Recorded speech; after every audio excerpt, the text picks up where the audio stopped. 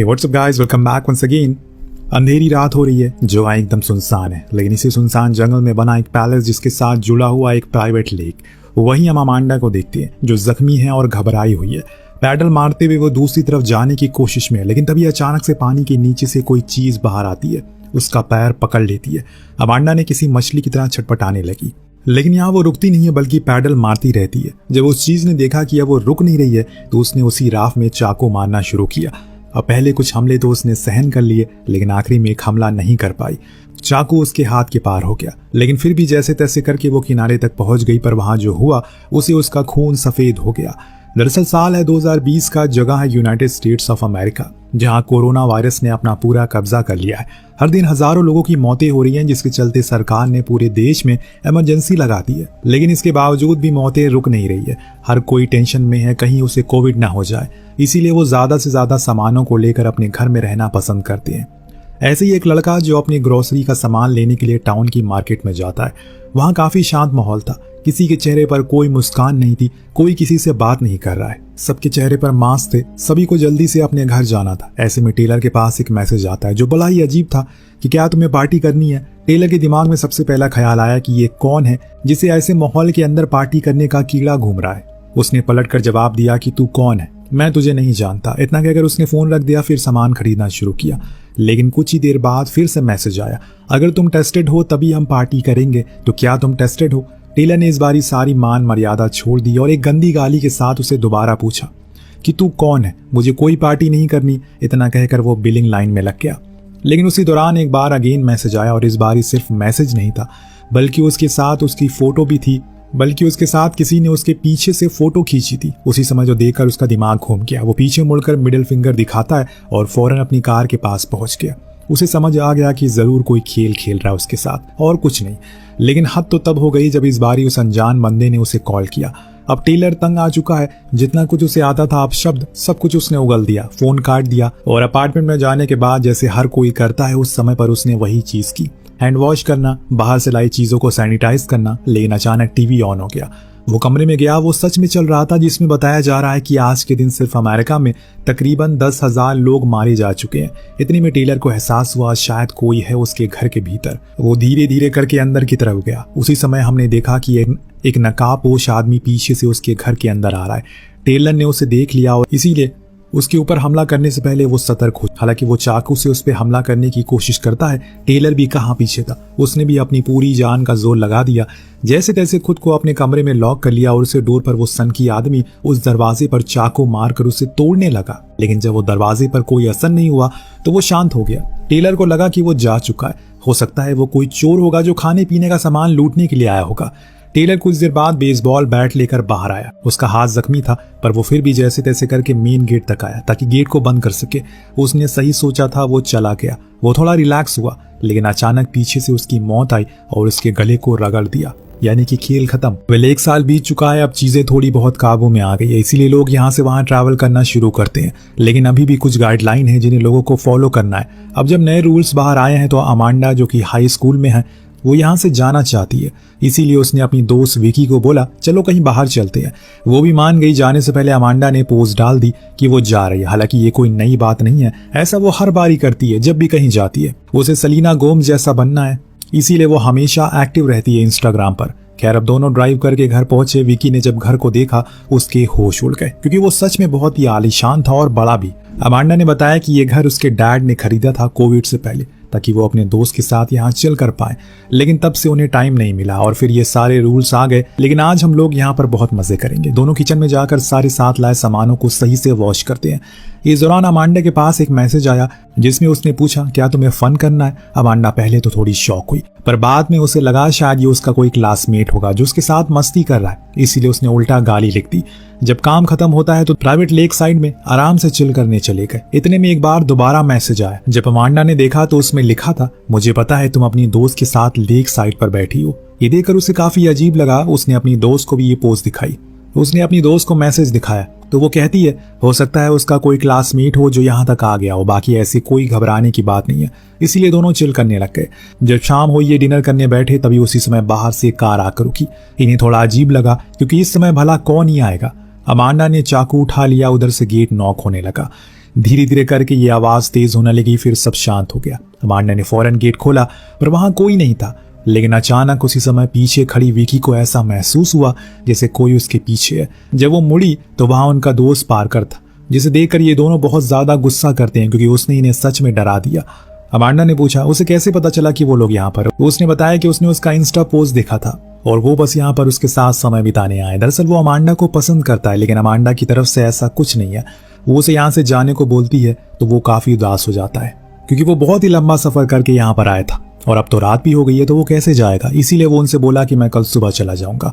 वो मान गई। इसके बाद ये लोग साथ में बैठकर काफी बातें करते हैं। उसी दौरान पार्कर ने देखा कि अमांडा ने अभी अभी एक वीडियो पोस्ट की है जिसमें वो एक लड़के के साथ है। ये देखकर उसे बहुत बुरा लगता है, इसीलिए वो उसके पास जाकर उसे इस बारे में बात करने की कोशिश करती है। वो उसे समझाता है कि उसे ये सब बंद करना होगा, सब लोग उसका बस फायदा उठाते हैं और कुछ नहीं।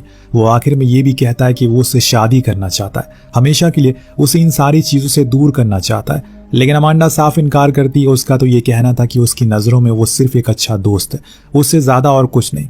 पार्कर बेचारे का दिल टूट जाता है। वो स्मोक करने के लिए बाहर चला गया और इसी दौरान उसने अपनी कार से अपना सामान भी निकाल लिया। इस बीच हम पीछे एक परछाई को देख पाते हैं जो काले रंग की थी। खैर अब सभी अपनी अपनी जगहों पर सोने चले गए, लेकिन हमने आज की रात एक मास्क मैन को देखा इस घर में, जो ये हूबहू उसी तरह लग रहा है जिसे हमने कहानी की शुरुआत में देखा था। वो पहले तो अमांडा के रूम में गया, उसका फोन ले लिया, फिर पार्कर के साथ भी यही किया। जब पार्कर की आंख खुली तो उसे फोन अपना नहीं मिला। पहले तो उसे लगा कि हो सकता है कि वो हॉल में भूल गया हो, इसीलिए वो हर जगह ढूंढने लगा, लेकिन कहीं भी वो नहीं मिल रहा है। इतने में अमांडा की आंख खुली और उसने जब देखा तो उसका भी फोन गायब था। वो नीचे आई, इधर उधर उसे ढूंढने लगी, लेकिन तभी पार्कर उसे खींचकर पीछे का लेता है, शांत होने को बोलता है। उसका कहना था घर में कोई चौथा भी है जो बिना बुलाए आ चुका है। उसने काले रंग का मास्क पहना है और हाथ में चाकू है, हमें यहाँ से निकलना होगा। वो उसे कार की चाबियां देता है, कहता है कि तुम जाकर कार में बैठो, मैं विकी को लेकर आता हूँ। अमांडा ने जरा भी देर नहीं की उसकी बातों को मानने में, लेकिन उसी समय उसने पहली बार उस मास्क मैन को देखा जो अब उसके दोस्त के रूम में घुस रहा है। लेकिन वो तो बेखबर सो रही थी। वो उसके पीछे चाकू लेकर आगे बढ़ रहा है, लेकिन उसका हमला करने से पहले पीछे से टेलर उस पर हमला करता है और इसे विकी की नींद खुल गई। उसे मौका मिल गया बाहर अमांडा के पास जाने का, लेकिन टेलर और उस मास्क मैन के बीच में खूब लड़ाई होती है। वो अपने चाकू से उस पर हमला करने की कोशिश करता है, लेकिन टेलर के हाथ में जो भी था वो उसे दे मारता है। पर धीरे धीरे करके ऐसा करने लगा ये लड़ाई एक तरफा हो चुकी है, क्योंकि अब पार्कर उस पर भारी पड़ने लगा है। वो उसे चकमा देकर भाग ही रहा था। उसी समय उस अनजान आदमी ने उसके पैर पर चाकू से हमला किया। इससे एक और बारी लड़ाई हो जाती है। अब यहाँ पार्कर पूरी ताकत के साथ इस बारी उस पर वार करता है, लेकिन उसकी एक गलती हो गई।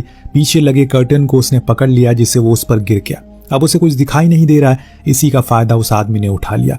वो उस पर कई बार चाकू से वार कर। उधर वो दोनों लड़कियां कार में बैठी उसका इंतजार कर रही थी कि जल्दी से उसका दोस्त और वो लोग यहाँ से निकले। काफी समय बीत गया और गेट खुला। अंदर से पार्कर बाहर आया। वो बहुत ही जख्मी था, लेकिन शुक्र है कि वो चल पा रहा था, जो देखकर इन्हें थोड़ा चैन आया। लेकिन जब वो गेट के बाहर आया और अपने पैरों पर खड़ा हुआ, उसके पैर जमीन से ऊपर थे। ये मंजर देखने के बाद दोनों लड़कियों की चीखें निकल गई, क्योंकि उसके पीछे से उस मास्कमैन ने उसके शरीर पर भाला घुसा दिया था, उसी से उसके हवा में लटकाया था। इस दर्दनाक मौत को देखकर दोनों लड़कियों ने कार को शुरू किया और भागने लगी, लेकिन इतनी आसानी से वो यहाँ से कैसे भाग पाएंगी? कार के टायर पंचर कर दिए, मतलब साफ है कि अब वो भाग पाना नामुमकिन है, लेकिन फिर भी कोशिश तो करनी पड़ेगी। इसीलिए दोनों उसी फटे हुए टायर के साथ कार को आगे करने की कोशिश करती हैं, लेकिन उनकी ये कोशिश कुछ देर में चली गई, क्योंकि आगे जाते ही कार टकरा गई एक पेड़ से और तभी इनके पास आने लगा वो मास्कमैन, जो एक पत्थर से इनकी कार की विंडोज को तोड़ देता है। लेकिन इससे पहले कि वो इन्हें पकड़ पाता, एक बारी फिर से ये दोनों भागने लगती है और ये वापस से उसी विला में जाकर छुप गई, लेकिन एक अलग जगह पर। इस बार ये लोग ऊपर वाले एटीक पर छुपे थे, जहां पर उस मास्कमैन का पहुंच पाना काफी मुश्किल था, क्योंकि इस बारे में बहुत ही कम लोगों को पता था। लेकिन दोस्तों, लगता है कि उस मास्कमैन ने यहाँ आने से पहले हर जानकारी निकाल ली थी इस घर के बारे में। उसने अच्छा खासा होमवर्क किया था। वो बार बार गेट को पीटता है, जिससे कि अंत में वो खुल गया, लेकिन अमांडा उसके ऊपर आने नहीं देती, बल्कि उसे धक्का देकर नीचे गिरा देती है, जिससे वो नीचे गिर गया। फिर बाद में उन्होंने उस दरवाजे पर एक बड़ा सा बॉक्स रख दिया एक्स्ट्रा सुरक्षा के लिए।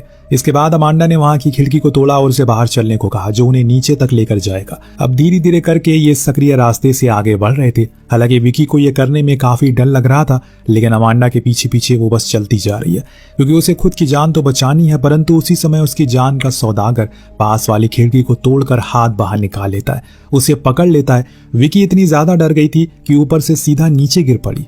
अब वो जिंदा है या मर गई है तो हमें आगे पता चलेगा। फिलहाल अभी अमांडा नीचे पहुंच गई, लेकिन वो कातिल उसके पीछे है, इसीलिए वो सीधा किचन में गई। जितने भी ड्रॉयर थे सभी को खंगालने लगी, कोई उसे नुकीला सामान मिल जाए। इतने में वो कातिल उस पर हमला करने के लिए आगे बढ़ता है।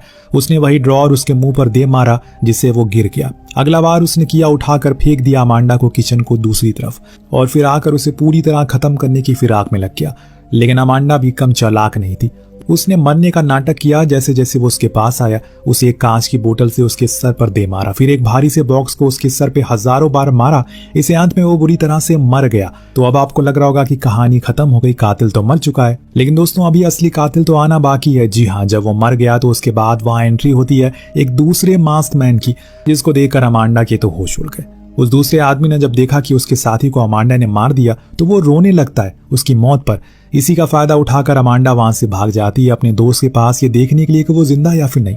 जब वो विकी के पास पहुंची तो पता चला कि वो अभी जिंदा है। उसकी एक टांग टूटी है। विकी ने पूछा कि कहाँ है वो। इतने में पीछे से उसकी आवाज आई तो उसने उसे मरने का नाटक करने को कहा। खुद वहां से दूसरे एक पेड़ के पीछे जाकर छुप गई। जब वो आदमी विकी के पास आया उसे पता चला ये तो मर चुकी है, इसके पास रुककर कोई फायदा नहीं है। इस बीच उसने देखा कि अमांडा तो राफ्ट लेकर दूसरी तरफ जा रही है। वो फौरन उसके पास भागा। फिर जो हुआ आप तो देख चुके हैं। अब उस लेक के पार करके वो मिस्टर लाइसन के घर पहुंची, जो उसके डैड के काफी अच्छे दोस्त थे और यहाँ काफी सालों से रह रहे हैं। वो गेट नहीं खोलते। अमांडा खिड़की से अंदर आती है, लेकिन अब हालात और ज्यादा बुरे हो चुके हैं। वो मास्क मैन तो इसके पीछे किसी पागल कुत्ते की तरह पड़ चुका है। अचानक मिस्टर लाइसन जाके बंदूक लेकर इनके सामने आ गए। उन्हें लगा शायद कोई होगा। जब उन्होंने अमांडा की हालत देखी फौरन पुलिस को कॉल करने के लिए गए, लेकिन तभी अचानक वो मास्क मैन उन्हें मार देता है। एक और मौत। अमांडा के लिए चीजें काफी भयानक होती जा रही है, क्योंकि ऐसा कुछ होगा उसे अपने ख्वाब में भी नहीं सोचा था। वो वहां से फिर से भागने लगी, लेकिन अब कहां भाग कर जाएगी।